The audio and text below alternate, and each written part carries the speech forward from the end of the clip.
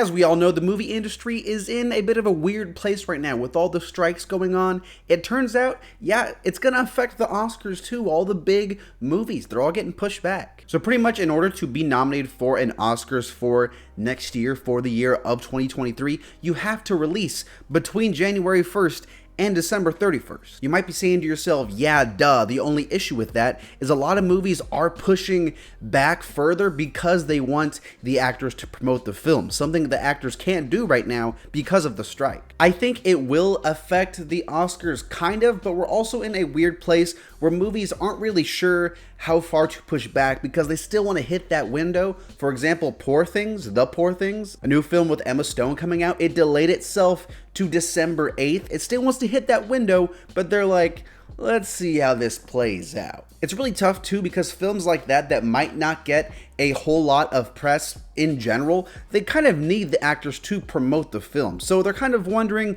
okay, what's worth it, right? Do we want to go for an award which will kind of serve as PR, or do we want to wait until the actors are done striking so that can be our PR? It's a very unfortunate situation that we are in because of the strike, because of the studios not wanting to pay up. Because right now, let's be honest, if everything gets pushed back, Oppenheimer's cleaning everything. It's obvious. You could get the Stray Ryan Gosling nomination here and there, sure, but Oppenheimer is the more Oscar-y film. Christopher Nolan's name has the more Oscar appeal, you know? So that would clean everything. I think Scorsese, he's probably chasing the awards he'd probably release, and like, I feel like he doesn't need as much press as Scorsese, but still, it is an Apple original movie or something like that. Maybe he will need the press after all, shoot. Across the Spider-Verse just had a huge delay to where they were like, it's coming out. Don't ask when though. We don't know. We don't really know when. A film like Blue Beetle, it really sucks because, you know, I'm rooting for Blue Beetle.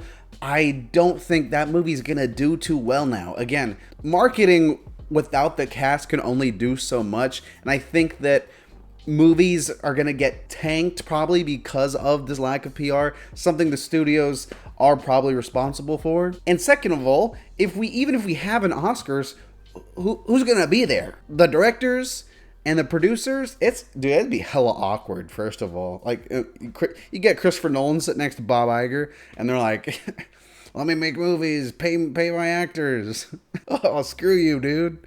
I like money. It's going to be very strange. It's historical. I'm looking forward to seeing what happens. Hopefully it turns out well for everyone. We'll see. Hey man, worst comes to worst, maybe we'll get some weird movies that might have not been nominated. Maybe we'll get a Guardians of the Galaxy nomination. That'd be sick for James Gunn and stuff like that. That'd be cool. I'm down for that. If films get pushed back, I wouldn't be surprised if we get films that might have not been nominated otherwise get nominated. I'm not saying Guardians doesn't deserve to be nominated in general, but like Marvel movies aren't really ever nominated. I could see Asteroid City getting in there. I could see John Wick getting in there. Maybe Mission Impossible. Maybe a film like Air or The Covenant. I think that could be interesting too. So we'll see. I'm really curious to see how this affects the landscape of the whole movie industry going forward. Pay the actors, pay the writers. Regardless what happens, subscribe for more updates. I'll keep you updated.